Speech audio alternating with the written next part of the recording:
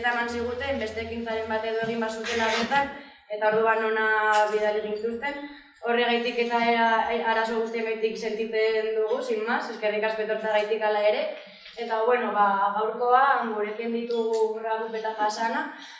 Ragup ez egingo digu pixka bat Sahararen egoera orokorraren inguruan, eta bai azkenaldian egon diren uholden informazioa emango digu, eta gero ja pasako gara Hasanaren egoera pertsonalaren inguruan jakitera edo, eta besterik gabe, igual kokatzea pixka bat hau internazionalismo baten barruan edo, jakiteko beste lurralde batzuetan segertatzen den eta zenolako egoera krisi dituzten, eta hori bakarrik, sin pasako diogula hitza edo segituan eurei.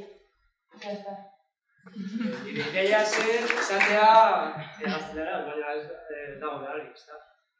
Eta gero, estaba para hacer un grupo de talde internacionalista que surgió la idea a raíz de esto, y estaría bien que después os quedáis algunos o los que estéis interesados y preguntéis sobre el objetivo y que se lancen algunas ideas y tal para crear este talde internacionalista.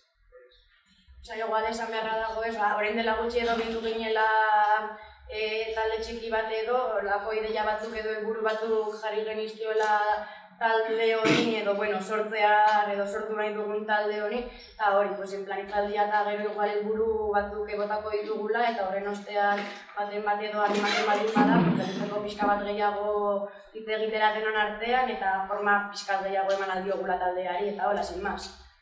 Ya está.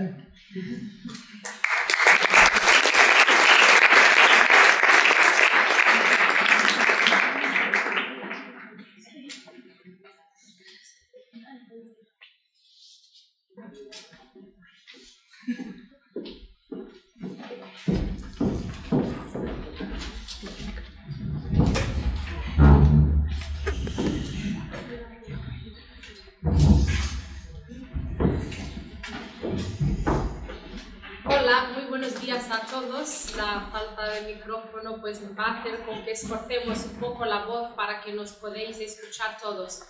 En primer lugar, quería agradecer a todos vosotros por vuestra presencia hoy en esta sala. Agradecemos a los organizadores. Antes que nada, estoy segura que muchos de vosotros conocéis un poco el problema del Sáhara Occidental, pero voy a aprovechar para explicar un poco para que los que nunca han oído hablar del tema, para que tengáis una idea mínima. Pues el Sáhara Occidental es un país árabe del noroeste de África, ex colonia española y actual colonia marroquí.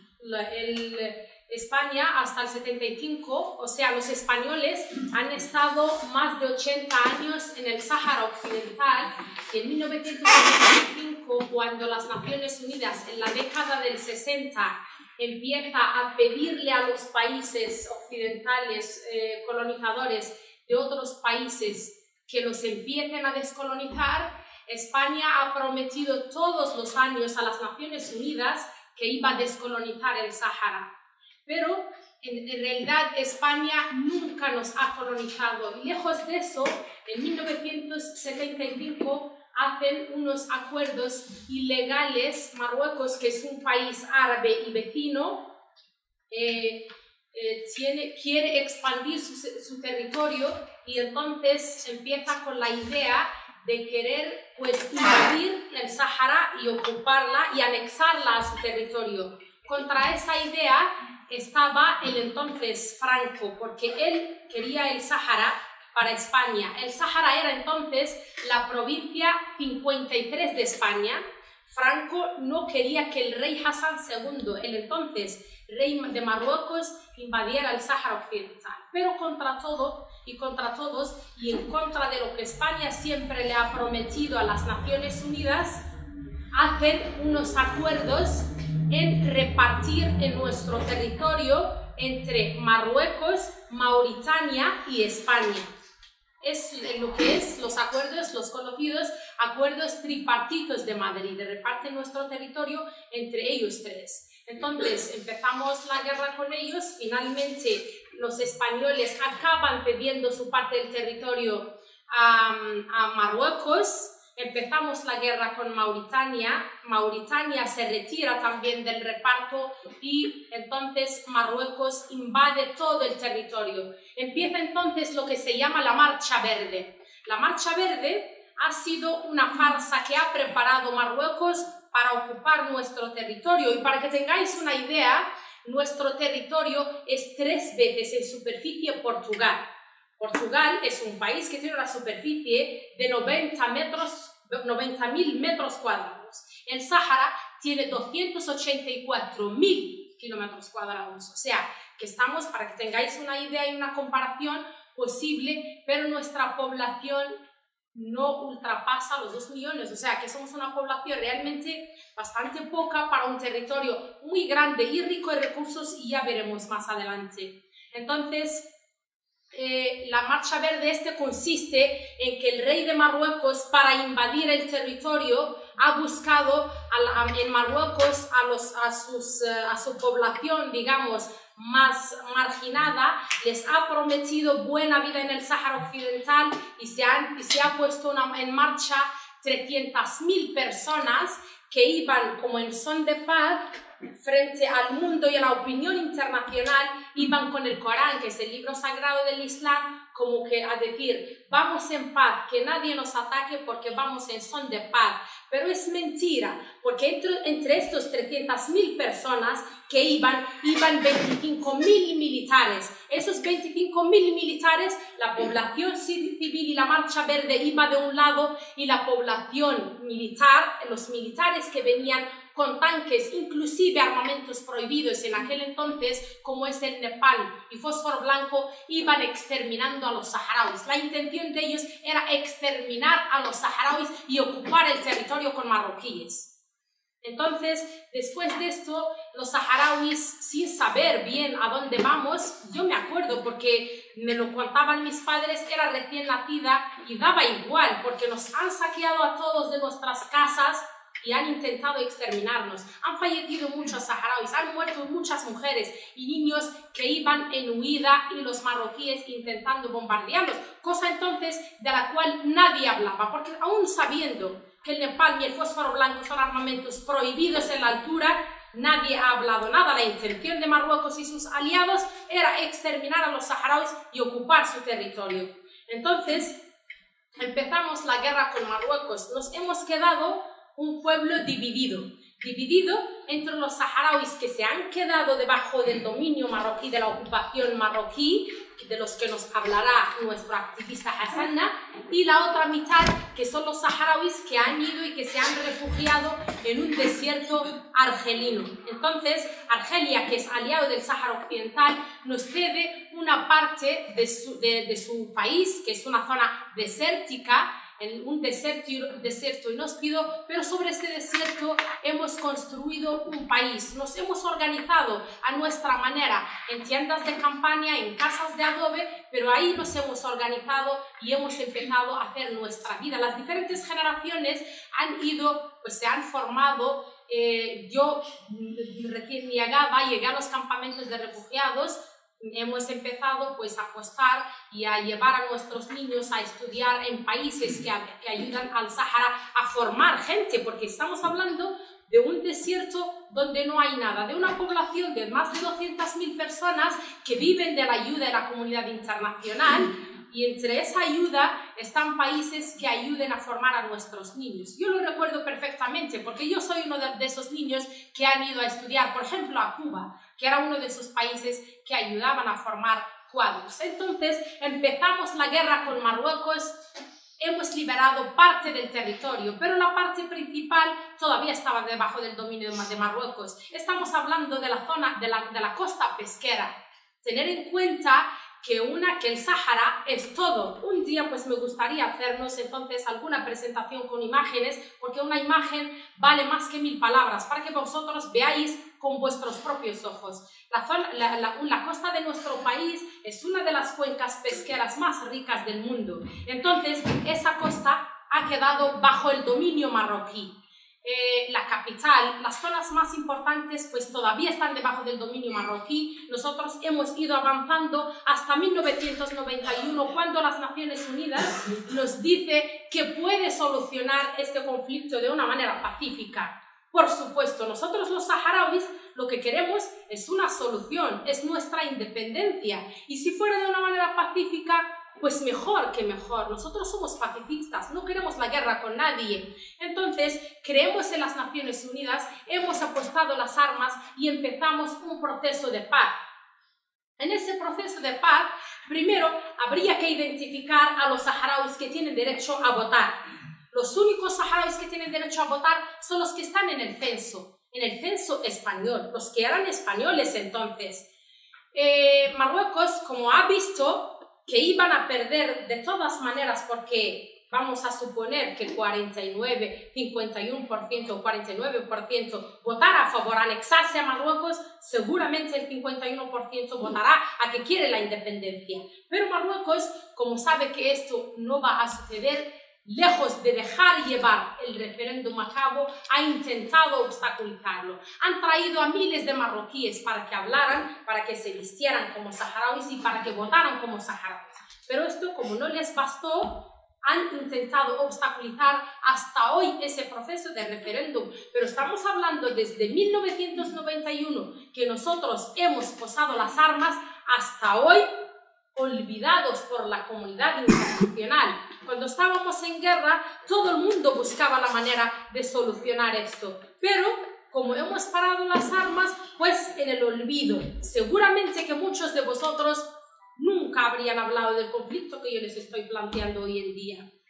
Bien, entonces, no se ha llevado a cabo el referéndum y lejos de esto, Marruecos ha aprovechado todo este tiempo de impasse para poner el muro más largo del mundo. Marruecos ha dividido a nuestro pueblo, a nuestras familias, por un muro minado.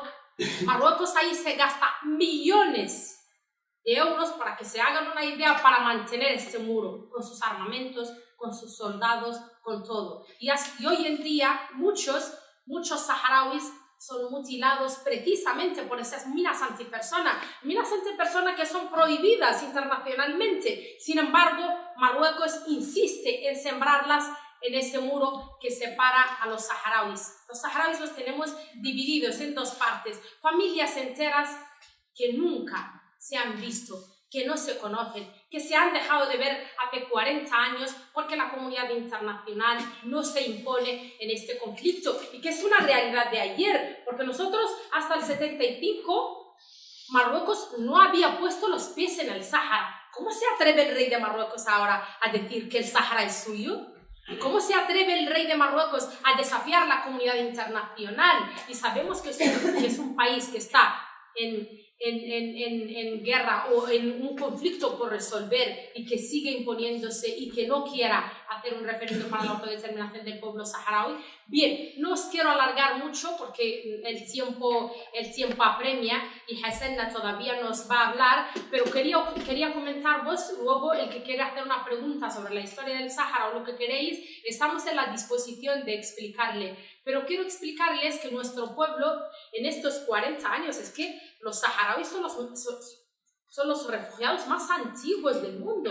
Es que los campamentos de refugiados saharauis en Tinduf son los campamentos que llevan 40 años los saharauis resistiendo las más difíciles condiciones. Y lo único que queremos es que se haga un referéndum de autodeterminación donde nosotros podemos elegir nuestro destino, pero que sea mi pueblo que decida anexarse a Marruecos o ser independiente, pero que se dé la posibilidad, la oportunidad, y en eso juega mucho un papel muy importante la comunidad internacional para que esto se pueda llevar a cabo. Y quería comentarles, pues en los últimos, desde el día 17 hasta el día 27, 25 aproximadamente, esos campamentos de refugiados que son hechos de unas casas de adobe y tiendas de campaña, han venido unas lluvias torrenciales que han acabado prácticamente con todo. O sea, esos refugiados lo han perdido todo. Hay un campamento que ha sido tragado literalmente por las lluvias. Como son casas de adobe, al ser una lluvia de más de de más de un día, y más cuando estamos hablando de 10 días o un poco más, se ha destruido todo, niños sin colegio, las escuelas, pues lo que hemos visto seguramente en muchas imágenes, y a mí no me importaría también, hasta me hubiera gustado pues ponerles unas imágenes de estas inundaciones, hospitales enteros, pues se ha perdido el material escolar, los medicamentos, los alimentos de estos refugiados, y en estos días tan difíciles hemos recibido algún apoyo de la sociedad civil, pero pienso que la comunidad internacional también podía haber mirado más. El gobierno de España, los constantes gobiernos de España, como suelen hacer, mirar al otro lado como siempre, y más en estos momentos, en estas inundaciones, sabemos que se trata de una cuestión humanitaria más que política, pero ya sabemos también que los gobiernos de España, con tal de quedar bien con el rey de Marruecos, son capaces de mirar al otro lado, y más cuando se trata de una cuestión humanitaria, unos refugiados que por poco se mueren de hambre, de frío, y ellos pues siguen mirando al otro lado. Hemos recibido apoyo de algunos países como Argelia, por ejemplo, que es un país que siempre nos ha tendido la mano, de Brasil, de Italia y de la sociedad civil española y vasca, pues hemos recibido también apoyo, pero se necesita mucha más presión y mucho más apoyo para hacer frente a este conflicto y por ende pues a esta tragedia humanitaria que hemos sufrido ahora. También queríamos comentar de nuestra situación o del problema de nuestro país radica en aquellos acuerdos tripartitos de Madrid que les hablé al inicio. Y contra estos acuerdos, o sea, para revocar, para denunciarlos, para ilegalizarlos, existe una campaña internacional que está llevando la ONG Pro Derechos Humanos aquí. Es una campaña internacional de recogida de firmas que nos gustaría mucho que nos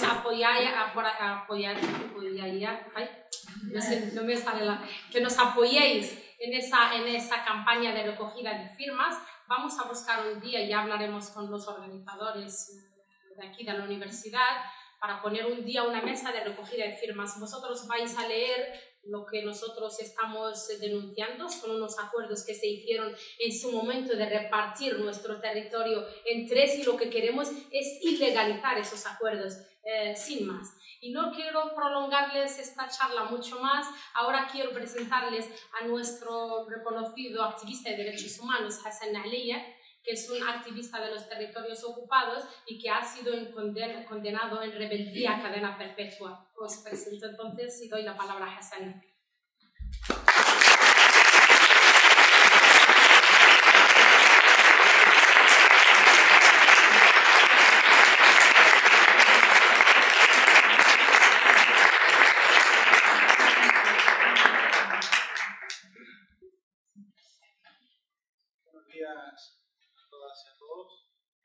En primer lugar, quiero agradecer a Bachalia y al compañero Ahmed por organizar esta conferencia y a todos por venir y escucharnos. También quiero agradecer a compañeros y compañeras que están en esta sala, que estuvieron con el pueblo saharaui en la zona ocupada, luchando y también agravar las situaciones que estamos viviendo como pueblo saharaui, porque ya son muchos años de sufrimiento, ya son muchos años, digamos, de un pueblo entero de los ambos lados, en la zona ocupada, el campamento de refugiados, como ha hablado mi compañera Rabo, que seguimos sufriendo y que seguimos sufriendo a un bloqueo informativo ejercido por el gobierno marroquí, que muy pocas personas pueden entrar y también pueden grabar lo que está pasando día a día. Y hablando de este sufrimiento, por ejemplo, hay un ejemplo que tenemos aquí, por ejemplo, como Ahmed, por ejemplo. Ahmed es un joven que ha nacido en el campamento de refugiados. Yo soy otro joven que ha nacido en la zona ocupada.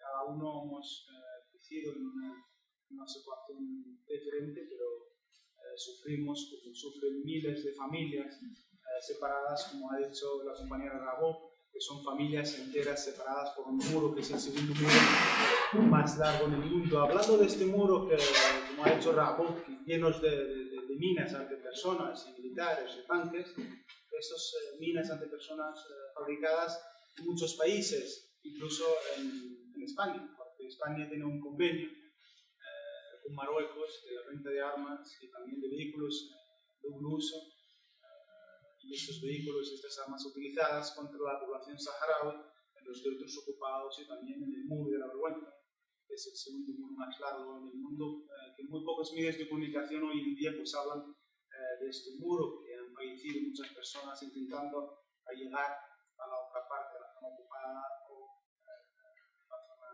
liberada. La verdad que son ya muchos años, el pueblo saharaui, especialmente los jóvenes, ya están cansados de tanto espera, de tantas mentiras de la comunidad internacional, de la ONU, de las organizaciones internacionales, diciendo que van a celebrar un referéndum de la autodeterminación, que ya son muchos años que estamos esperando y seguimos sufriendo. No hay que olvidar que todo el sufrimiento que estamos sufriendo como pueblo a la zona ocupada, sufrimos delante de la ONU, que es la única misión de la ONU en un mundo que protege, o digamos, que no protege los derechos humanos y todas las violaciones que estamos sufriendo en la zona ocupada. Desde el 75, pues, el pueblo de Sahara, la zona ocupada, hemos sufrido muchas políticas, muchos sufrimientos, incluso uno de ellos, pues, muchas familias estuvieron desaparecidas, y muchas personas, mujeres y hombres estuvieron desaparecidas durante años, incluso hoy en día tenemos más de 500 desaparecidos y desaparecidas, que sus familiares siguen sufriendo, siguen luchando para saber la verdad. La verdad es un derecho para cualquier familia, para que sepa dónde están estos desaparecidos o dónde están los cuerpos de los desaparecidos. Tenemos ejemplos de personas que estuvieron encarcelados durante muchos años. Yo creo que los compañeros que están aquí estuvieron con desaparecidos y expresos que estuvieron más de 20 años, como el caso de Sidi Mohamed Dedes, que estuvo 23 años en la cárcel y esperando una pena de muerte en cualquier día, pueden asesinar. Hay ejemplos de familias enteras, hijos y padres asesinaron a los padres delante de los hijos, o al revés, asesinando a los hijos delante de los padres. Son muchos sufrimientos y también muchas políticas que lleva el gobierno marroquí. Desde el 75, pues el gobierno marroquí ha traído miles y miles de colonos al Sáhara Occidental, ofrecerles el trabajo, la vivienda. El contrario, para muchas familias de los territorios ocupados. Marruecos quería, digamos, vaciar el territorio de los saharauis, el territorio ocupado, pero no ha conseguido porque gracias a la resistencia pacífica, la resistencia que llevamos años en los territorios ocupados desde el 75 y hasta hoy también, especialmente desde el 2005 hasta hoy, porque el pueblo saharaui en la zona ocupada, pues, ha decidido, como pueblo, tenemos que organizarnos y tenemos que, digamos, empezar con una lucha. Tenemos puesto el nombre, la Intifada del Istiqlal, la Intifada de la Independencia, a que no vamos a parar hasta conseguir nuestra independencia.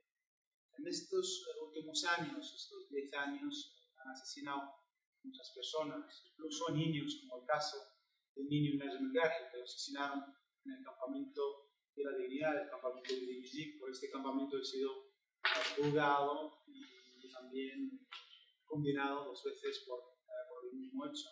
No solo el caso del niño Najm Gahi, también Said Dumber, incluso a personas, a saharauis que llevan la nacionalidad española, porque muchos de nosotros, digamos, hemos nacido bajo la ocupación española y hemos sufrido también bajo la ocupación española, porque en muchas, digamos, muchas entrevistas siempre muchos españoles, con todo el respeto, dicen que, bueno, hemos vivido durante años con los saharauis y siempre hemos tenido buena relación. Claro que hemos tenido buena relación, pero también hemos sufrido el robo de nuestros recursos naturales. Incluso tenemos desaparecidos bajo la ocupación marroquí, como el caso de Ibrahim Basiri, desaparecido en 1970 bajo la ocupación española. Hemos sufrido mucho bajo la ocupación española y hasta hoy en día seguimos sufriendo porque España, uno de los países junto con Francia, apoya la ocupación marroquí y apoya a los torturadores. En estos últimos años han premiado a torturadores, digamos, denunciado por muchas organizaciones como Amnistía Internacional, como Rights Watch y otros que han torturado y han asesinado a personas de los sectores ocupados. Una de las, digamos, las políticas que sufrimos, pues el robo de nuestros recursos naturales, la pesca, el fosfato, también con la ayuda de muchas empresas multinacionales, incluso de la Unión Europea, porque la Unión Europea tiene un convenio con Marruecos en pescar y robar nuestra pesca en los territorios ocupados. No sé si me oís lo que estáis atrás. ¿Sí? ¿Se oye bien? Es que no sé qué me pasa, que el español hablo muy bajito, no sé. Igual porque estoy acostumbrado al micrófono. Igual por vergüenza, ¿no? Hablar de un idioma de exocupación, ¿no? Igual por eso. Bueno, la verdad que en los territorios ocupados, como he dicho, sufrimos muchas políticas, una de ellas también atacando nuestra cultura saharaui, porque tenemos una cultura distinta de la cultura marroquí, porque tenemos una cultura, un idioma que es muy de la artesanía, tenemos también otra manera de vestir y de vivir, y de eso, pues, Marruecos sigue trayendo colones y también prohibiendo, pues, muchas culturas, o digamos, a los saharauis en los territorios ocupados del Sahara Occidental. También en la zona ocupada la tortura y el maltrato pues, son el pan del día a día. No sé si hay algunas compañeras y compañeros también han sufrido la política del gobierno español, no sé si hay alguno aquí, creo que también expulsaron por intentar llegar a los territorios ocupados del Sahara. De hecho, la tortura y maltrato no solo torturan a hombres, torturan a mujeres, a hombres, incluso a niños. No solo lo torturan en los cárceles, en las comisarías, a las concentraciones, las manifestaciones, torturan y maltratan a los saharauis dentro de las propias casas de los saharauis, entrando de una manera brutal, torturando a los padres delante de los niños, torturando a los niños delante de los padres. Es algo muy triste que un niño nace en los territorios ocupados. ¿Por qué? Porque cualquier niño que nazca en los territorios ocupados empieza a tener conciencia de que vive en un país ocupado. Empieza a tener muchas preguntas. ¿Por qué mis abuelos, mis tíos están en los campamentos refugiados? ¿Por qué nos podemos unirnos? ¿Y por qué tenemos una cultura diferente? ¿Y por qué? ¿Por qué tantas preguntas? También cualquier niño que empieza a estudiar las escuelas, los institutos, los profesores marroquíes tratan diferente a los estudiantes saharauis que los estudiantes marroquíes. También no hay que olvidar que en los territorios ocupados no existe ni una universidad y todos los estudiantes tienen que ir hasta Marruecos para poder continuar sus estudios. Ese es un gasto, la verdad que bastante fuerte o bastante para los familiares, que son muchos familiares pues no tienen trabajo y no se tienen solo para poder vivir en los territorios ocupados. La zona ocupada es una de las estrategias, digamos, hablando de los estudiantes, para atacar, digamos, a los estudiantes saharauis. Muchos de ellos no han podido continuar sus estudios solo por organizar manifestaciones pacíficas. Yo me acuerdo, en 2008 estaba estudiando bachiller, que tenía ganas de llegar a la universidad, porque es algo muy bonito, porque vas a ir a vivir a otra ciudad, ya vas a ser, digamos, independiente, entre comillas, vivir con la familia y tal, pero por organizar actividades en un instituto, pues me echaron y pusieron, digamos, algo bueno, tengo que cambiar el instituto, y cuando voy a otros institutos, pues no me aceptan. Hasta dije, pues ya no voy a seguir estudiando, y por ese motivo he venido a Euskal Herria 2 veces en un proyecto para activistas formarles en materia de derechos humanos y también en el español. Es algo un poquito claro, ¿no? Que venga a la guía para aprender el español, ¿no? Hablando de los estudiantes, no hay que olvidar que los estudiantes saharauis tienen también su lucha en las universidades marroquíes, y gracias a los estudiantes, pues muchos marroquíes hoy en día pues saben o conocen pues un poquito la situación que estamos viviendo en los territorios ocupados del Sáhara. No hay que olvidar que hasta hoy en día pues tenemos presos políticos, tenemos más de 200 presos y presas en libertad provisional esperando juicio, y también tenemos más hoy 54 presos en los cárceles marroquíes. No solo sufren los presos en los cárceles donde existe la tortura y el maltrato. Hemos conseguido en esos últimos años fotos de cómo torturan y maltratan a los presos políticos saharauis, gracias al dinero, porque en Marruecos todo es posible, se paga dinero. Todos los compañeros han pagado un funcionario y han sacado fotos del jefe como tortura a un compañero que es Mohamed Behani, que ha salido hace poco porque ha cumplido una condena de 6 años. No solo sufren los presos, también sufren los familiares, porque viajan miles de kilómetros para poder visitarlos. Incluso en la entrada a la visita también sufren los familiares. Es una de las políticas, creo que sufren muchos presos en muchos conflictos, ¿no? De mandar a presos muy lejos del territorio, digamos, donde existe conflicto. Y estos últimos años, la verdad que ha pasado muchas cosas. Hemos podido romper un poquito el bloqueo informativo que ejerce el gobierno marroquí gracias a la huelga de hambre de Benito Haidar, y también gracias al campamento de Gdemizik, el campamento histórico que ha sido el inicio de la primavera árabe. Solo decimos los saharauis, hay una entrevista de Mansumski donde dijo pues la primavera árabe empezó en el campamento de Gdemizik. Para nosotros es algo muy importante porque por primera vez en los territorios ocupados hemos podido, digamos, vivir libremente en nuestro territorio, bajo nuestras jaimas, los saharauis entre los saharauis. ¿Por qué? ¿Por qué es importante? Porque la jaima para nosotros es algo muy importante en nuestra cultura. Hoy en día ni una familia puede montar jaimas en el desierto. No hay que olvidar que los saharauis, toda la historia, pues, han sido nómadas en el desierto.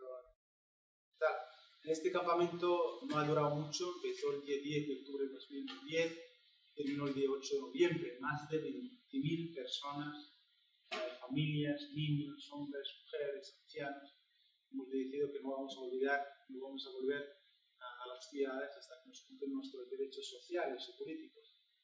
No ha durado mucho, como he dicho, porque el día 8 de noviembre saltaron los militares, asesinaron el día 24 de octubre en Nínive, en viaje, asesinaron a muchas personas, quemaron casi todas las jaimas y estuvieron muchos presos y presas en los cárceles marroquíes, y entre ellos pues mis compañeros que hoy en día pues siguen cumpliendo unas condenas muy duras, desde 20 años de cárcel hasta cadena perpetua. Esos compañeros han sido condenados y juzgados en un tribunal militar, un tribunal ilegal, un tribunal farsa, sin garantías. No solo decimos nosotros como saharauis, también organizaciones internacionales y observadores que estuvieron en este juicio como observadores juristas, incluso también asociaciones marroquíes de derechos humanos. 8 asociaciones de derechos humanos han denunciado que ha sido un juicio sin garantía contra activistas civiles, ¿no? Que luchan pacíficamente en los territorios ocupados. La verdad que mi caso ha sido un caso un poco diferente, porque después del campamento de Gdemizik a mí me juzgaron en un tribunal civil, me condenaron a 4 meses sin ejecución. Salí varias veces del país, estuve en el Foro Social Mundial en Dakar, estuve en Bilbao 3 meses, 2 meses y 1 mes en Vitoria, y cambió porque hace mucho frío, venía del Sáhara y del calor, y de repente a Gasteiz para morir, ¿no? Por eso me cambiaron a Bilbao. Y siempre vuelvo a la zona ocupada, ¿no? Hasta la última salida que he salido en octubre de 2011, el día 1 me acuerdo, para estar 3 meses para continuar en el proyecto, y 1 mes después de mi salida pues salió la búsqueda y captura del terminal militar, y pues estaba, vuelvo, me quedo, vuelvo, y gracias a compañeros y a personas me dijeron: Hassan, pues quédate mejor, porque si tú pues no vas a hacer nada en la cárcel, si quedas aquí pues igual puedes llevar la voz de los pueblos, del pueblo saharaui, también de los compañeros que están sufriendo, de los cárceles marroquíes. Y me quedé, presenté un asilo político. Estuve esperando la respuesta del Ministerio del Interior hasta este año. Hasta enero de este año me dieron una denegación junto con una salida del territorio en 15 días. Ha sido algo vergonzoso porque el Ministerio del Interior reconoce el Tribunal Militar y también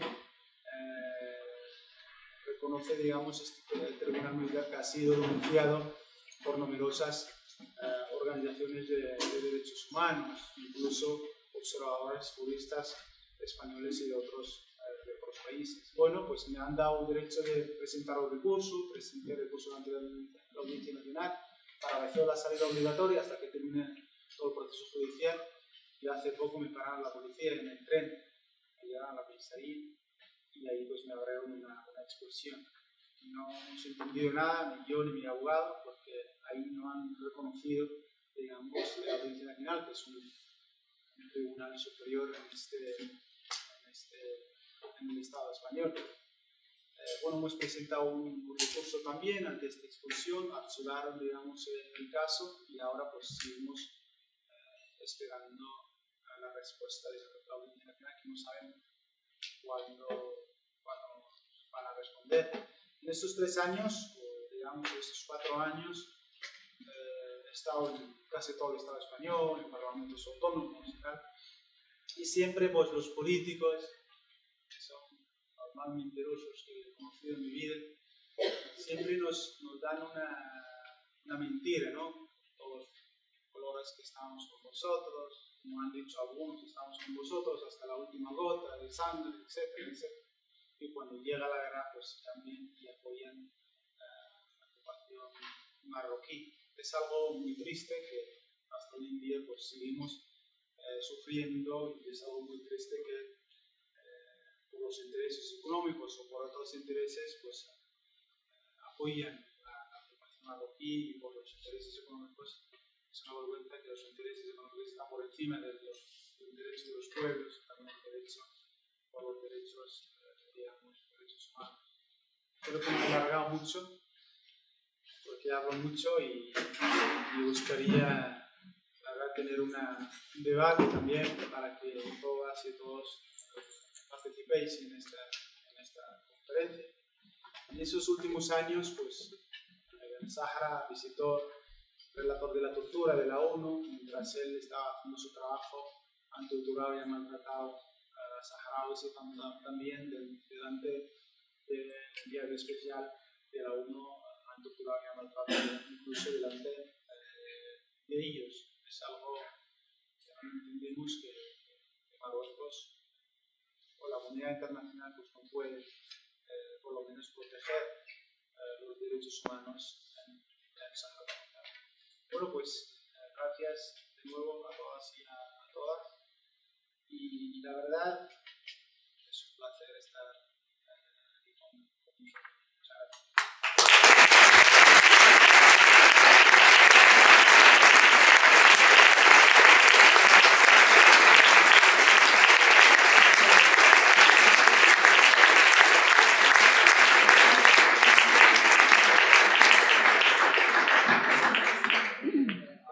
Estaría bien ahora crear debate, hacer algunas preguntas. No sé, por ejemplo, el empoderamiento de la mujer saharaui, que tenemos aquí un ejemplo del internacionalismo mismo que tenéis. O, por ejemplo, a ver, para empezar yo haría una pregunta que me interesaría bastante sobre el asilo político que has pedido. Tú ahora, al denegarte, ¿en qué situación estás? Ahora mismo tú vas por la calle y ¿qué pasa? Te pueden coger en cualquier momento que... Pues la verdad que no sé en qué situación estoy. ¿Sabes por qué? Porque antes de la detención, digamos, de Burgos, yo pensaba que bueno, con los papeles, con el auto de la Audiencia Nacional, pues puedo viajar libremente en todo el Estado español. Pero cuando me pararon, yo le presenté todos los papeles, empezaron a leer, empezaron a llamar y me llevaron a la comisaría. Y estuve 2 horas. Y estaba diciendo al jefe de la comisaría, es que este es un auto de la Audiencia Nacional. Ya, pero yo no conozco la Audiencia Nacional. Pues vete a Google, pone la Audiencia Nacional que es, está en Madrid, está y tal. Y luego forma, entonces, ellos no reconocen la Audiencia Nacional, pues la verdad que no sé en qué situación estoy. Pero bueno, el asilo político de cualquier persona que está en recurso, pues, incluso en mi caso, pues la Audiencia Nacional ha paralizado la salida obligatoria hasta que termina todo el proceso judicial. Es decir, que la Audiencia Nacional, si mañana me llega, pues voy al Supremo. Y si el Supremo no llega, pues vamos a la europea. Mientras tanto, pues tengo que estar aquí.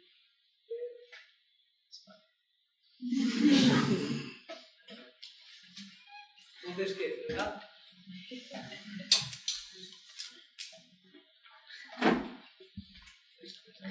Sí, bueno, a mí me gustaría saber qué sienten los jóvenes ahora en territorios ocupados después de 18 años de ocupación marroquí. Pues supongo que han estado toda la vida en esa situación y pues a ver si ven real seguir en Naciones Unidas o seguir ese camino de paz y diálogo.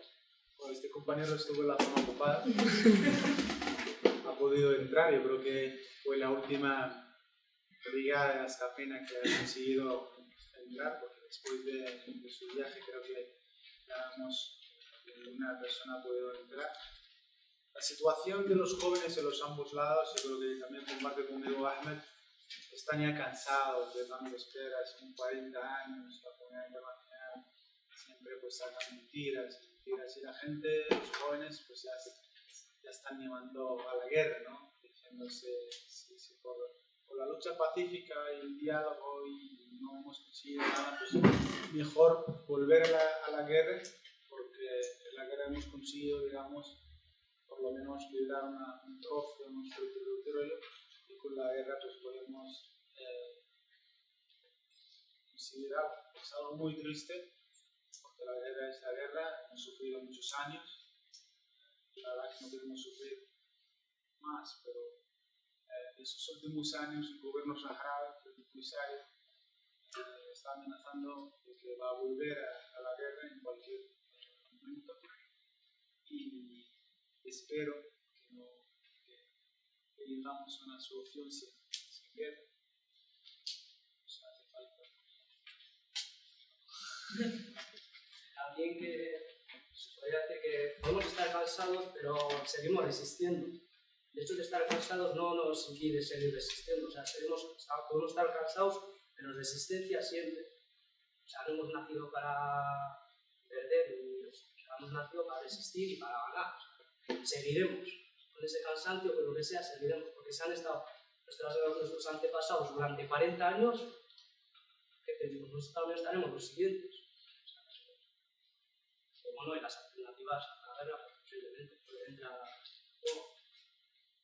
Pero hemos dado 20 años de confianza, ¿no?, a la comunidad internacional para ver si se encuentra una vía pacífica, pero lo que se ha visto es que la comunidad internacional hace caso omiso de la pacificidad de los saharauis. O sea que yo entiendo que los jóvenes de mi país, yo desde luego soy partidaria de una solución pacífica, pero entiendo también el desespero de mi gente. Tú estás en un desierto inhóspito, en condiciones infrahumanas, los que están en los territorios ocupados son considerados ciudadanos de tercera en su propio territorio. Entiendo el desespero de la juventud de mi país de querer solucionar la cuestión por la guerra, porque han sido 20 años, o sea, esperar, a ver si llega, el día de mañana, si entran en guerra, pues es perfectamente comprensible, puesto que han estado esperando más de 20 años a que se haga una solución pacífica, a que la comunidad internacional se acuerde y presione a Marruecos para que se solucione este diferéndum,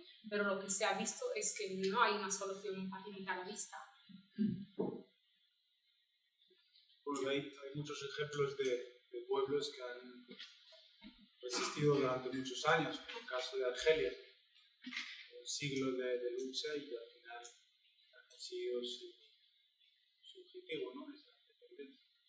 Seguramente que muchos pueblos, con la resistencia, vamos a conseguir nuestros derechos porque la vida de los pueblos es más larga que los dictadores, ¿no? Ocupantes. Hay un amigo mío que dice que la historia no acaba, y como la historia no acaba, el Sáhara un día se acaba. Hay un conflicto muy parecido al del Sáhara Occidental, que es de Timor. No sé, muchos conocen seguramente. Timor es una ex colonia portuguesa colonizada por un país vecino y más poderoso que es Indonesia, y su ex colonia es Portugal, que nunca la debió descolonizar en condiciones, como a nosotros nos ha pasado en España. Sucede que el referéndum de autodeterminación surge la idea primero para solucionar el conflicto del Sáhara Occidental. Yo me acuerdo que el líder timorense, que se llama Xanana Guzmán, estaba en las montañas y ha oído hablar del referéndum para el Sáhara, y entonces dice, espérate, ¿están hablando de referéndum de autodeterminación para el Sáhara Occidental? Pues esto puede servir para Timor ser independiente. Y efectivamente hubo la matanza de Santa Cruz en Timor, el pueblo portugués se ha rebelado, ha presionado a su gobierno y hoy en día Timor es independiente por la idea del referéndum que las Naciones Unidas han planteado para el Sáhara Occidental. El Sáhara sigue esperando, pero no nos cansamos de esperar, o sea, seguimos esperando. Puede ser que la comunidad internacional haga una solución o presione a Marruecos para que por lo menos nosotros no queremos nada, solo queremos que se lleve a cabo el referéndum y que decidan los saharauis su destino. Yo creo que esto no es mucho pedir. Entonces esperamos que la comunidad internacional haga eso, y si no, pues no queda otro remedio sino ir a la guerra, pero espero que sea el último recurso y espero que no se llegue a ello.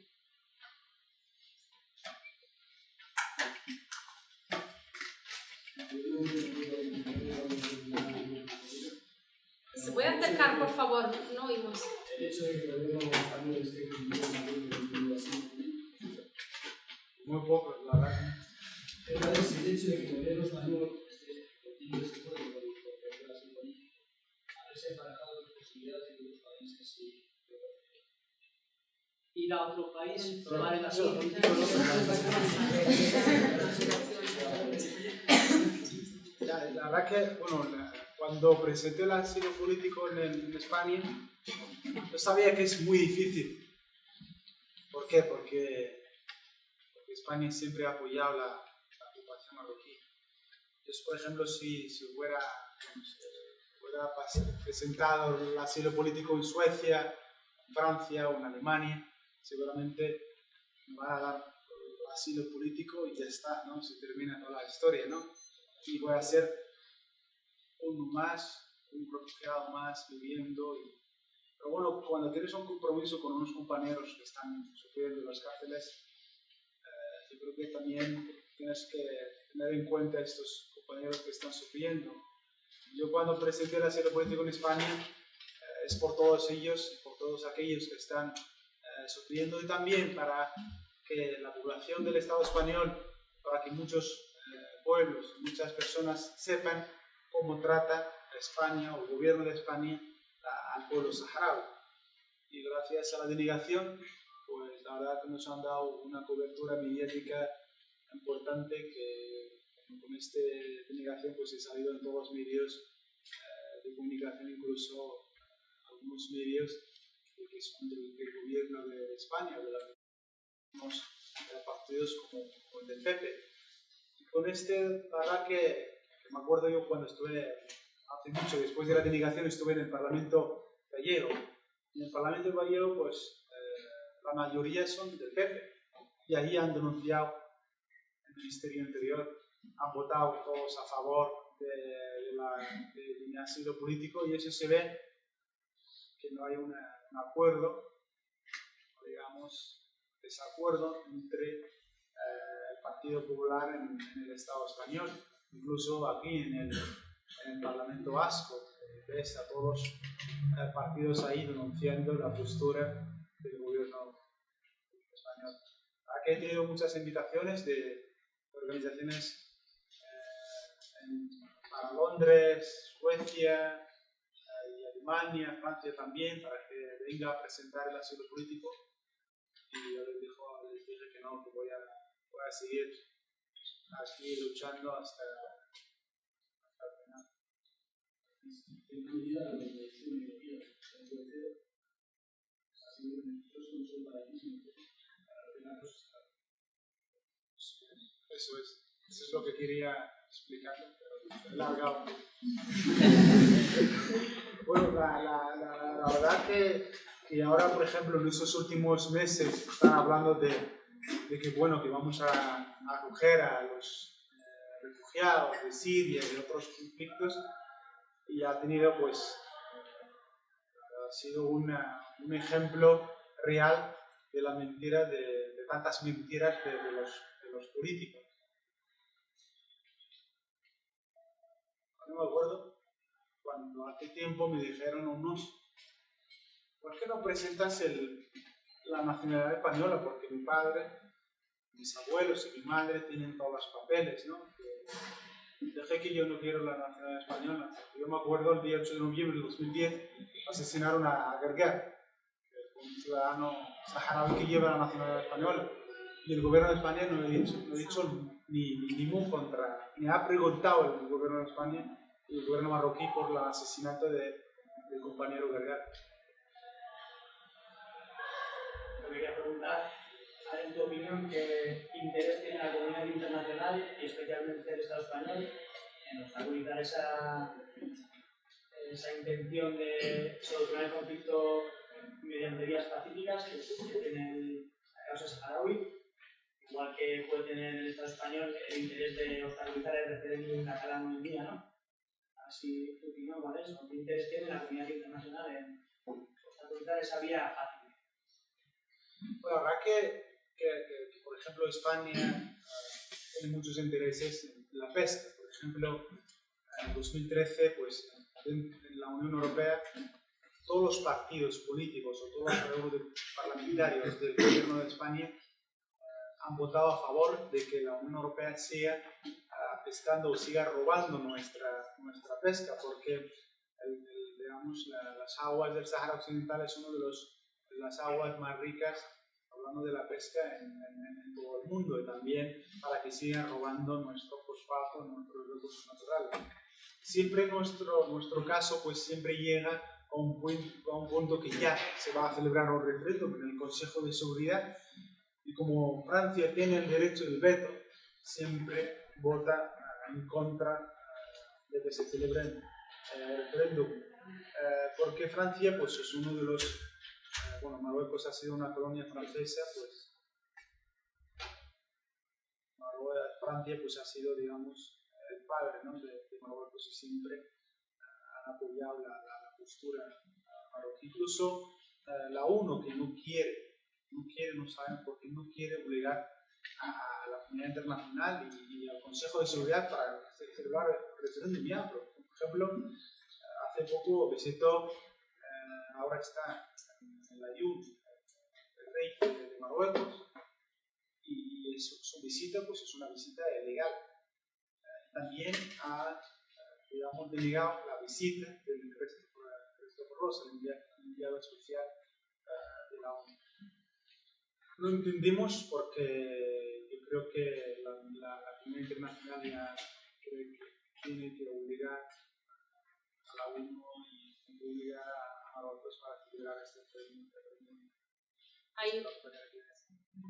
Hay una cosa que yo siempre digo, y vosotros seguramente habréis dicho, pensáis: detrás de cada conflicto siempre hay un interés económico. siempre hay un interés económico. El Sáhara la han llamado así para que se piensa que es un desierto, cuando sabemos que es un territorio que tiene muchísimas riquezas. Entonces, hay que tener en cuenta una cosa. Francia es el mayor aliado de Marruecos. ¿Por qué Francia es el mayor aliado de Marruecos? Pues ha sido su país colonizador, pero además Francia es uno de los mayores inversores en el norte de África.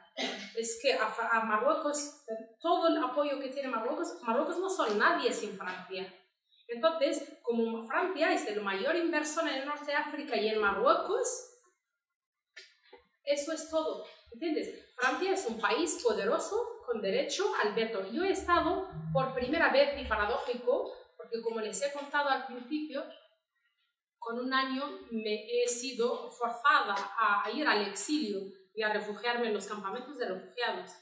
Pero ahora ha sido este año, justo del 5 al 9 de octubre, he decidido ir a mi territorio, con todo el riesgo que eso conlleva.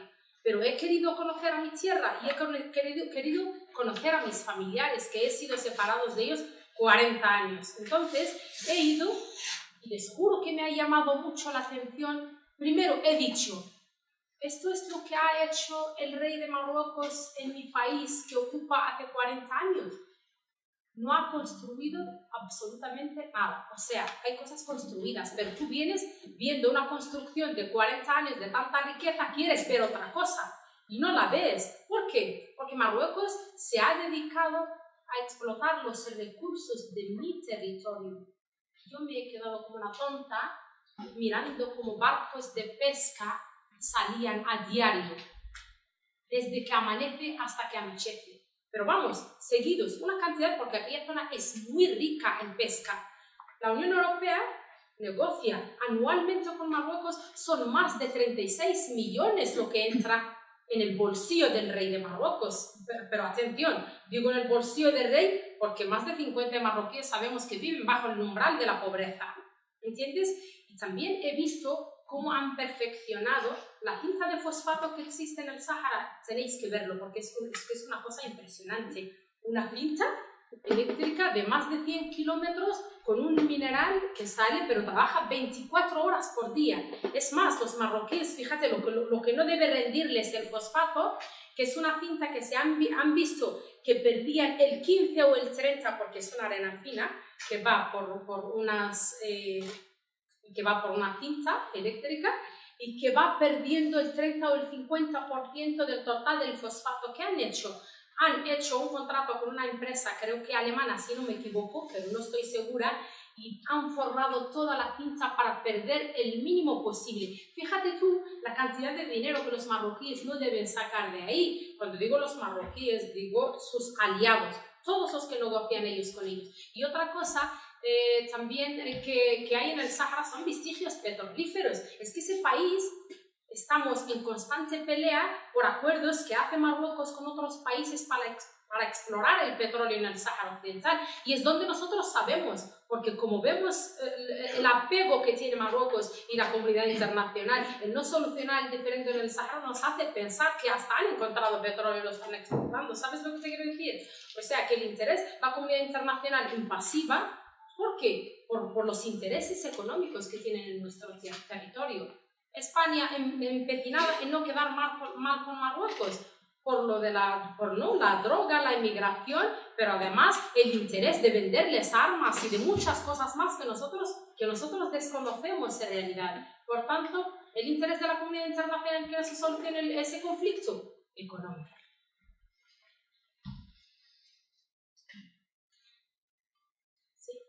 ¿Cuáles son las claves que tendrían que darse para solucionar el conflicto de Sáhara?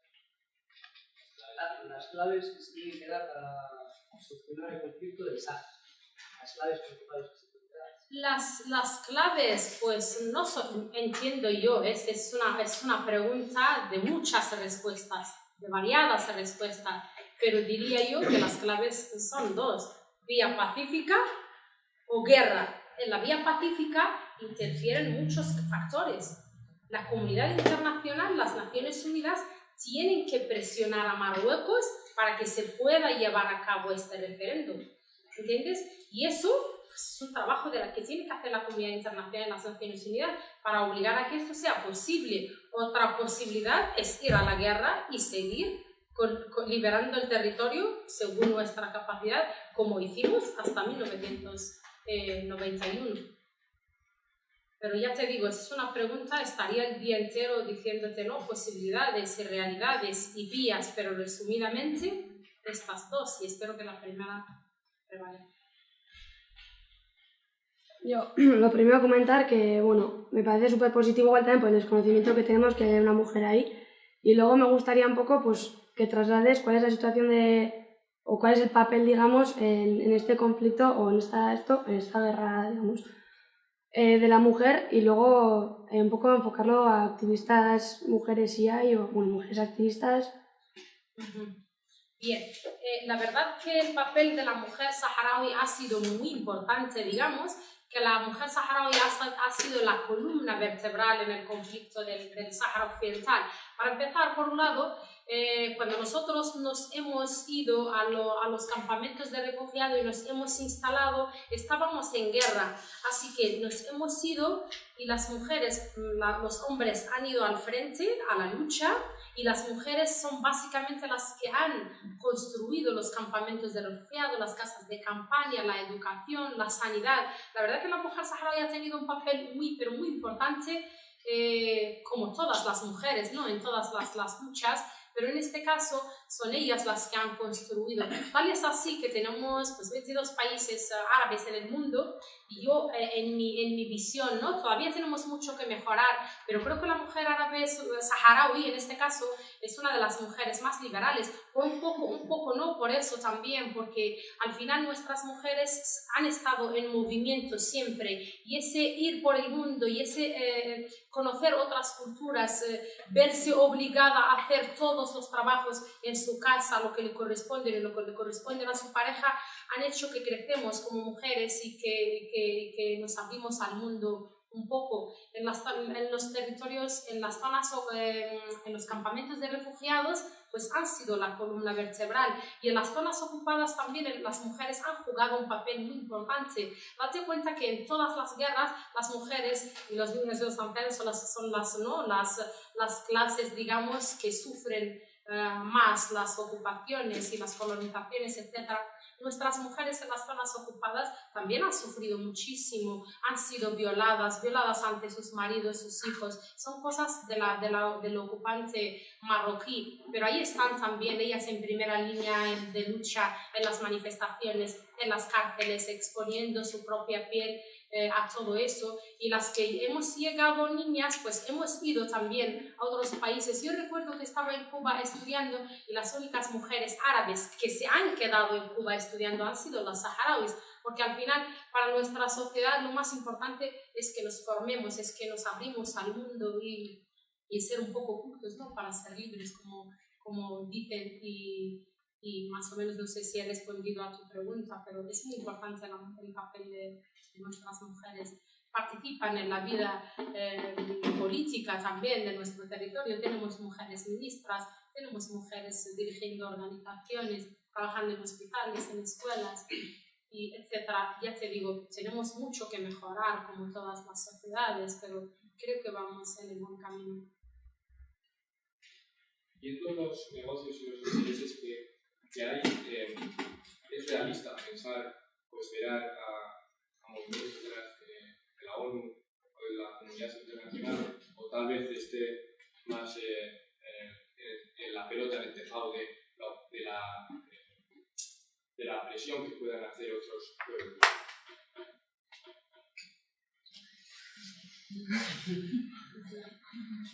Perdona, yo no he oído toda la pregunta.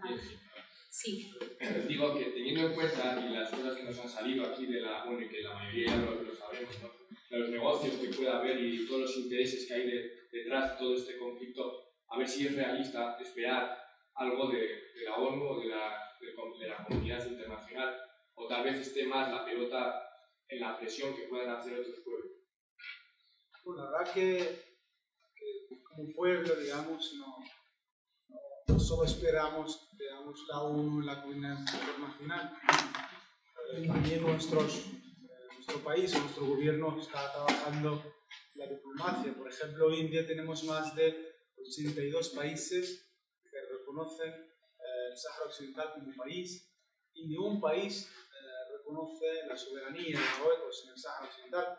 Somos miembros fundadores de la Unión Africana, y Marruecos no entró a la Unión Africana porque el Sáhara existe, digamos, en la Unión Africana. En estos países casi todos son países africanos y también países de América Latina. En los últimos años pues, se habla de que Suecia puede reconocer el Sáhara Occidental. Sí que vamos a esperar, bueno, digamos, no vamos a esperar la ONU, pero también estamos trabajando para conseguir más presión, para conseguir también más reconocimientos de pueblos y de países, porque creemos como pueblo que la fuerza de los pueblos es más que la ONU y que otros órganos, porque yo creo que la historia de muchos pueblos, gracias a su lucha y gracias también al apoyo de otros países y al apoyo de otras organizaciones, pues han conseguido sus derechos. Espero que te haya respondido.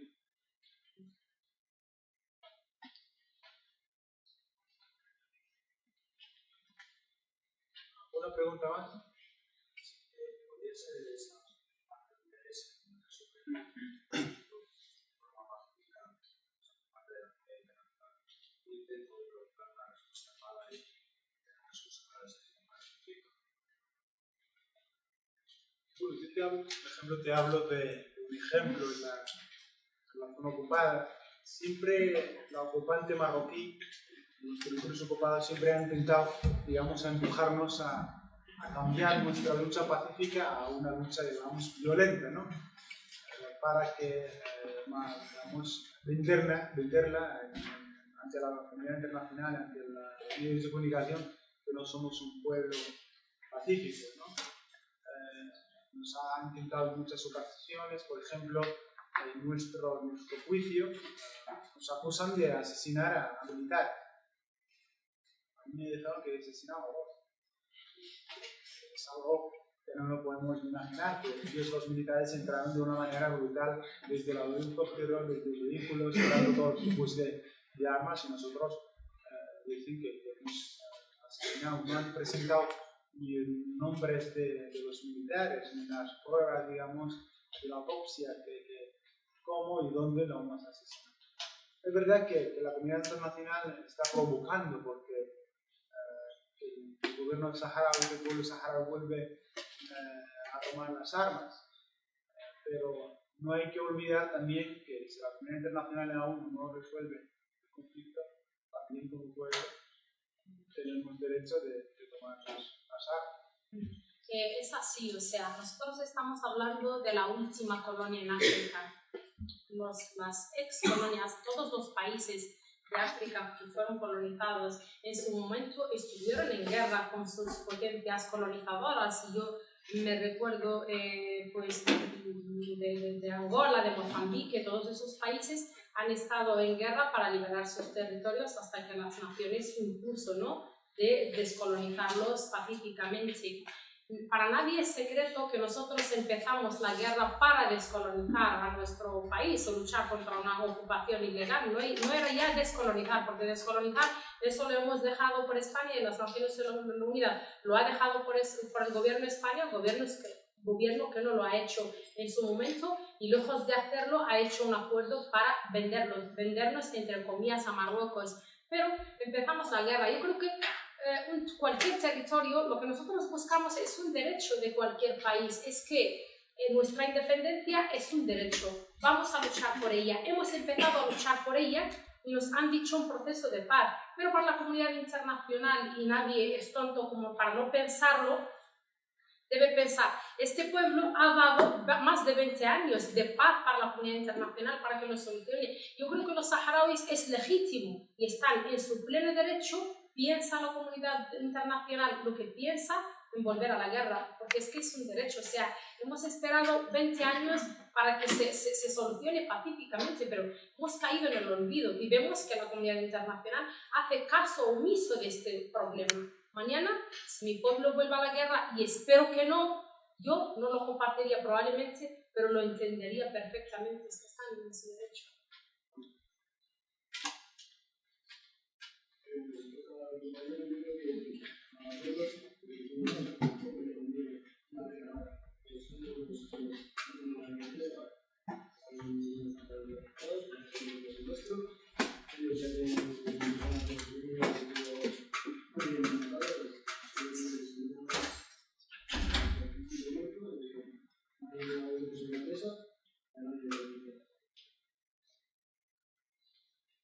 Siguiendo el hilo del tema este de la guerra, parece muy fácil hablar de ello, pero una guerra ahora mismo no se puede llevar. Mirar lo que hay en Siria, mirar el Kurdistán, si la comunidad internacional en sí no te hace caso, estando pacíficamente, te va a hacer ahora en una guerra con tantas guerras que tiene, si el Ban Ki-moon no le da para tantas guerras. O sea, la ONU no puede estar atento a tantas guerras. Ya después, volviendo al punto geográfico donde estamos, Argelia no te puede permitir una guerra. Nadie le beneficia, o sea, es una solución un poco ideal. Yo creo que también es porque no hay recursos para una guerra, ¿no? No puedes comprar tantos que las árabes con los tienes marfis. Por hablar de recursos, mira, cuando tú estás buscando, en realidad vamos a pensar en nuestro pueblo. Los saharauis, después del desierto inhóspito en que estamos viviendo, las condiciones infrahumanas, algo que perder no tienen. ¿Entiendes? Independientemente de los recursos, cuando tú estás luchando por una causa en la que crees, ya te da igual lo que tengas, un machete, una piedra, pero ir. ¿Comprendes lo que te quiero decir? Por eso nosotros queremos evitar la guerra por muchas razones. Primero, porque creemos que no es una solución para nadie, pero tú te ves en un desierto inhóspito tantos años sin recursos, sin nada, ¿crees que pierdes algo por ir a la guerra? Aunque tengas una piedra, se la tiras a tu enemigo, por decírtelo de alguna manera. Pero apoyos en los saharauis tienen muchos países que los apoyarían seguramente el día que decidan ir a la guerra. Guerra de guerrilla estamos hablando. En relación a lo de la guerra y ojalá no se produzca, pero si se agotaran las vías pacíficas y no quedase más otra opción, el Frente Polisario cuenta con una organización de lucha armada o cuenta con algún tipo de ejército, vehículos, equipamiento militar. Vale, nosotros tenemos nuestro ejército, que siempre pues, ha estado ahí, ¿no? Digamos, no hemos estado en guerra, pero el ejército saharaui siempre ha estado ahí, entrena, año tras año pues tenemos gente a entrar para nuestro ejército y a prepararse para el efecto. Por supuesto que si vamos a comparar los recursos que tiene Marruecos, que hoy mismo o estos días al oír sonar los tambores de guerra del Sahara Occidental está haciendo acuerdos y está gastando millones en armamentos, no tenemos la capacidad económica de ellos, pero tenemos convicciones que ellos no tienen. A mí me gustaría añadir de que en una guerra cuerpo a cuerpo es una guerra muy humana, pero es que en esa guerra vamos a usar el hombre, el militar, la mujer, el niño, y hasta que no acabe con todos los saharauis, esa guerra no va a acabar. Entonces, o nos dan el Sahara o nos lo dan, no hay otra.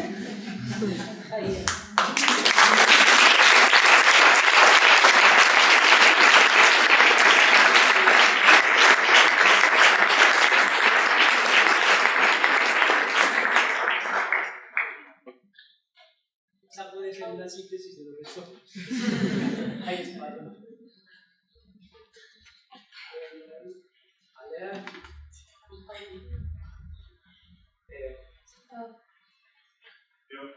A la luz de la opresión por parte del Estado español que está ejerciendo en las capenas, ¿cuán importante creéis que son las organizaciones internacionalistas en su papel que tienen en la lucha?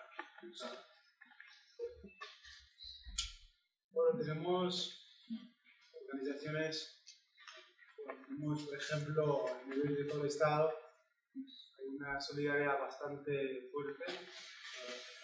En casi todos los pueblos, ciudades del Estado español existen asociaciones, ONGs, organizaciones que están trabajando en solidaridad con el Sahara, aún también apoyando a muchos proyectos en los ambos lados, la Unión Ocupada y el Campamento de Refugiados. Y también tenemos un movimiento internacional, pues la verdad que bastante fuerte. No llegamos, como por ejemplo el BDS, o el boicot contra Palestina, pero bueno, vamos en buen camino. Por ejemplo, la semana que viene tenemos un congreso, que es la Conferencia Internacional de Apoyo al Pueblo Saharaui, donde participan eurodiputados, parlamentarios de muchos países, de casi todo el mundo, y la verdad que bueno, vamos poco a poco. Dentro de no mucho vamos a empezar también con un boicot contra los productos marroquíes y también los productos robados desde Sahara Occidental. Y bueno, pues como también pueblo, pues siempre hemos solidarizado con muchas organizaciones como Askapena. Gracias a Askapena han trabajado bastante a nivel de Euskal porque gracias a esta organización muchos vascos y vascas han conocido, digamos, la parte, digamos, ocupada, que es menos conocida en este momento.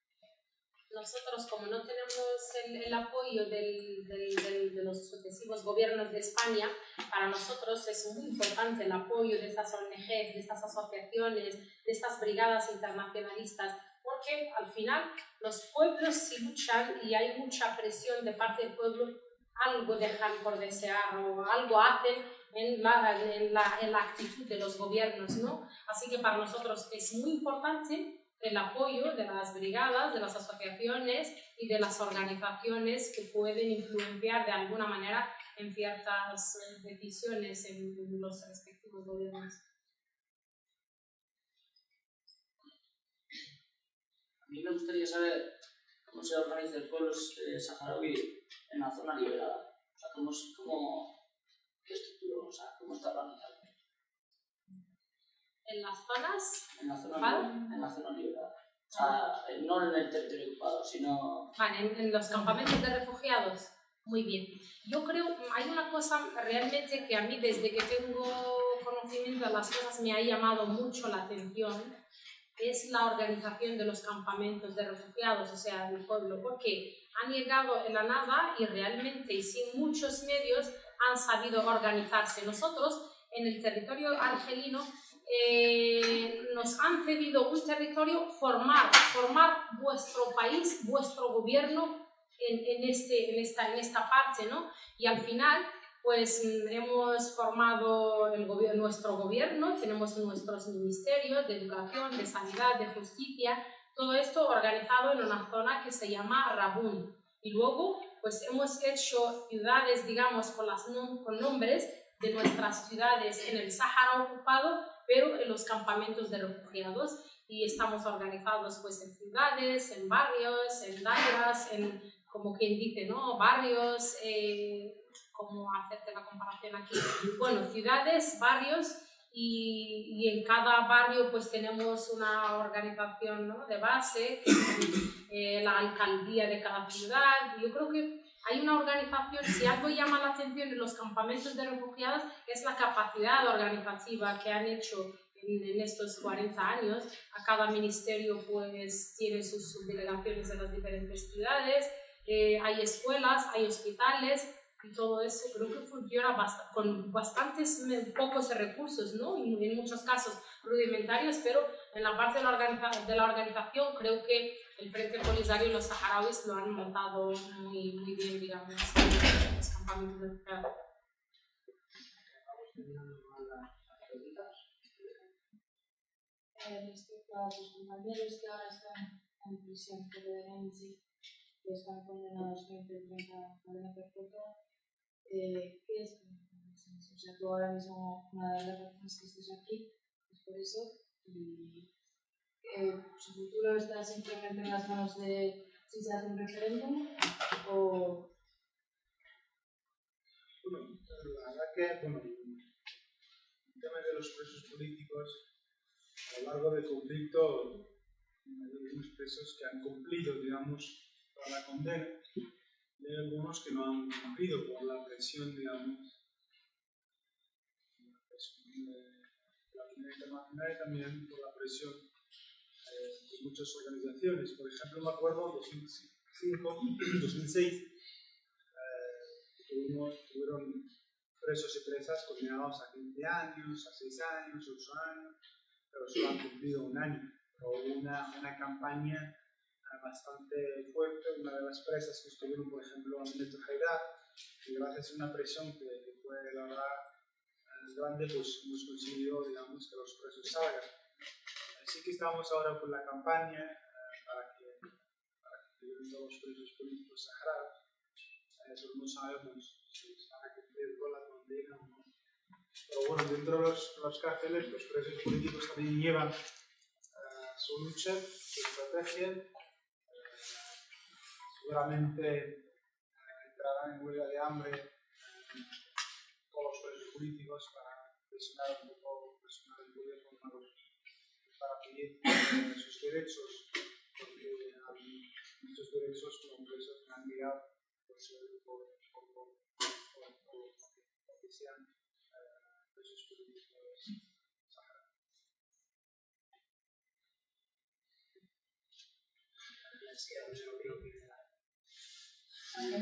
Has gastado tu turno.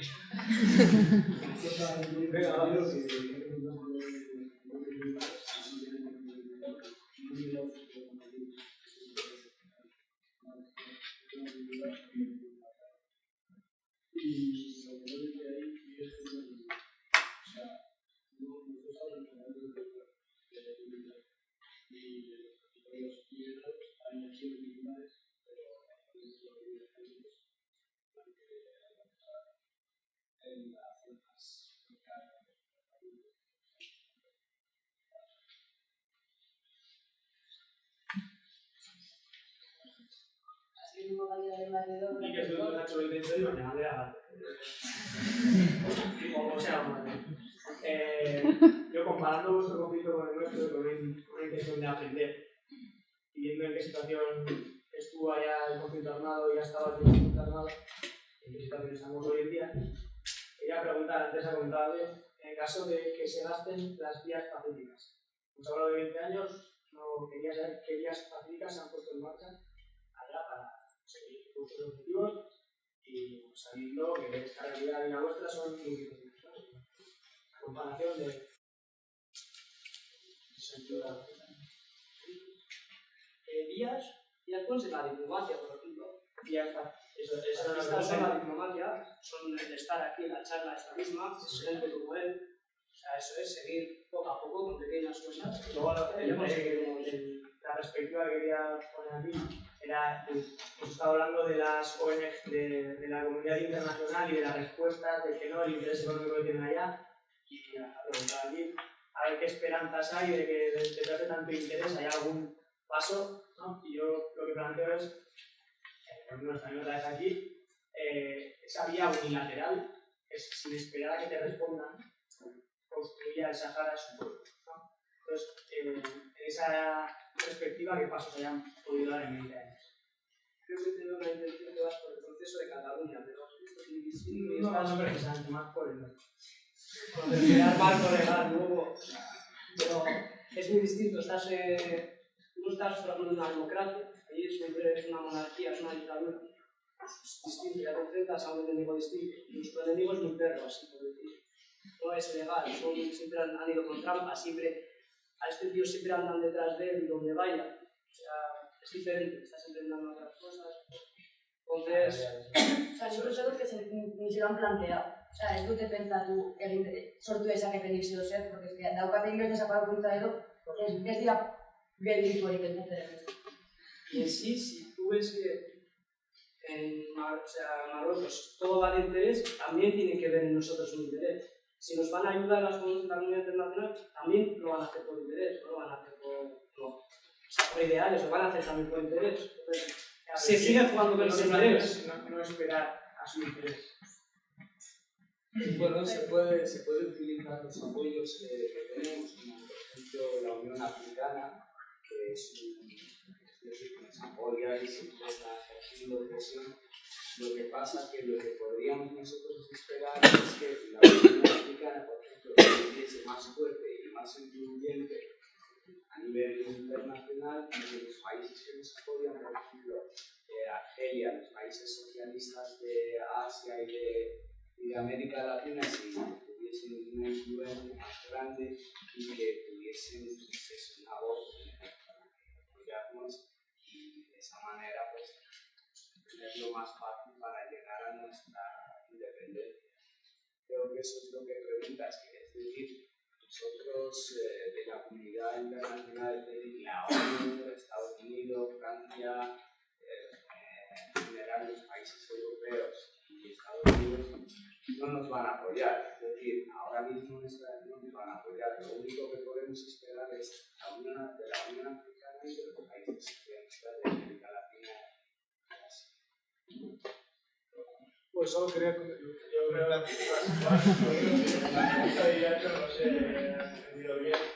Yo creo que más allá, habéis entrado un poco más en las instituciones, ¿no? Cómo dar esa construcción, y de hecho, mi compañero lo que se refería más es a no esperar desde el pueblo ya ir construyendo vuestro propio país, o haciendo cosas pequeñas en estos y poco a poco, haciendo una desobediencia también, una resistencia, ir construyendo. O sea, yo creo que más allá del país monárquico en el que vivís, en el lado de... Es que esta pregunta incluso la estás haciendo sobre algo un poco abstracto, porque eso es lo que te he hablado yo ahora. O sea, ya estamos, ya hay escuelas, ya hay mujeres políticas, o sea, la política lo han creado las mujeres mismas, o sea, ya se está creando eso. ¿Entiendes? Sí, que no estamos dentro de que no hay una nación dentro de un estado grande, no estamos hablando de una autonomía que se pueda independizar. O sea, y aparte somos un país que está refugiado, o sea, pidiendo su independencia desde otra zona. Una cosa, yo he tenido un poco de dificultad en oír un poco algunas preguntas, pero como tú hablabas de las zonas liberadas de nuestro territorio, a pesar de que nosotros administrativamente nos limitamos a los campamentos de refugiados porque son más seguros, estamos en territorio argelino, pero en las zonas liberadas, como tú dices, además de la construcción no social que hemos venido haciendo, nuestra gente se ha formado, tenemos ingenieros, tenemos médicos, eso es construir en guerra, pero además en las zonas liberadas que hablas, pues estamos construyendo. Lo que pasa es que es un territorio un poco, ¿no?, de inseguridad, lo tenemos controlado nosotros. De hecho, ya estamos construyendo escuelas ahí y poquito a poco estamos construyendo la parte que hemos liberado.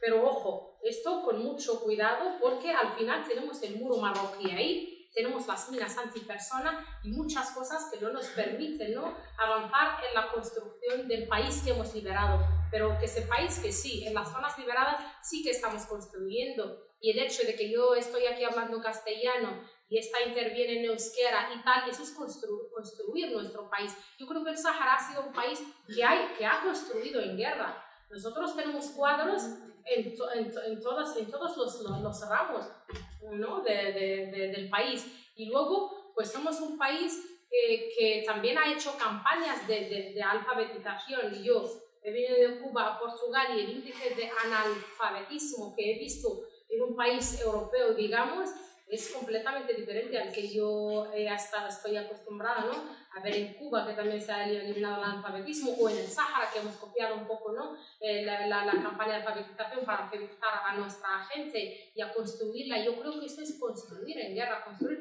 Nuestros cuadros están listos, pero listos con las manos así. ¿Entiendes? Esperando que el día de mañana podemos echar una mano a nuestro territorio y llevarlo adelante. Sí. Es que estamos alargando.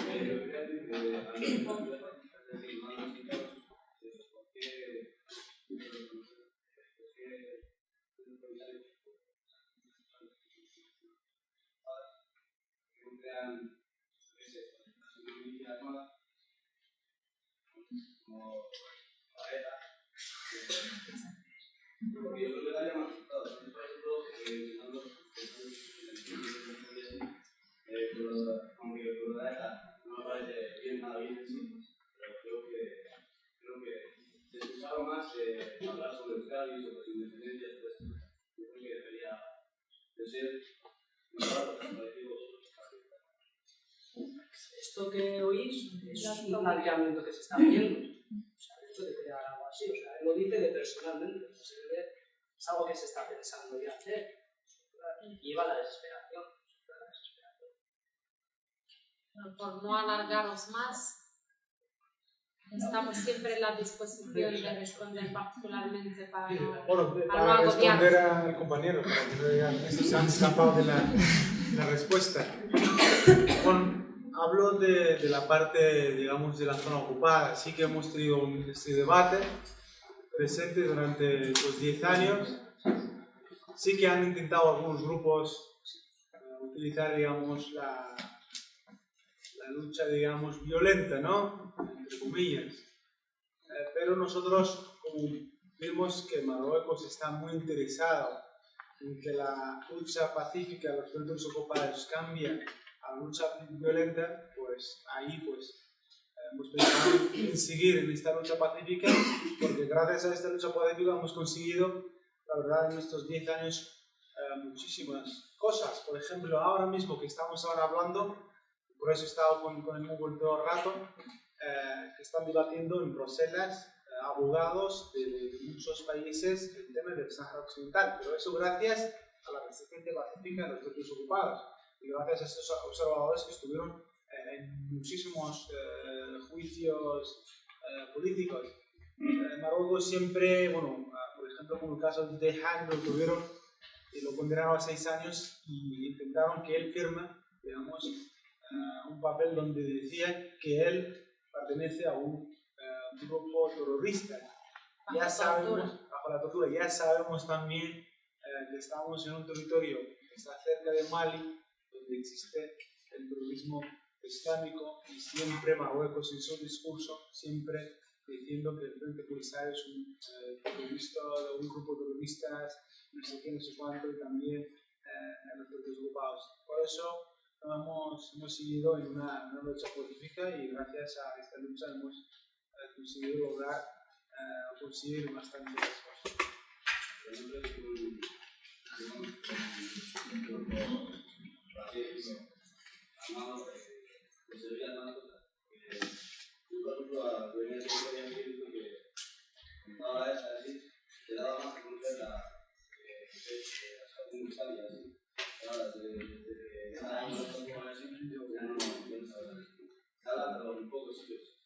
Bueno, es que no puedes comparar un conflicto con otro conflicto. Es que depende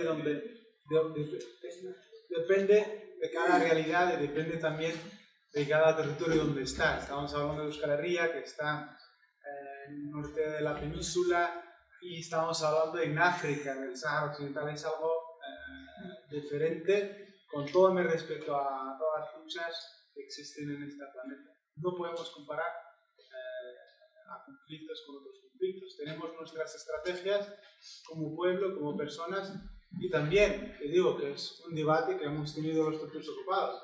Puede ser que sea una salida al conflicto, puede ser que sea al contrario de lo que plantean. Y muchas gracias a todos y todas.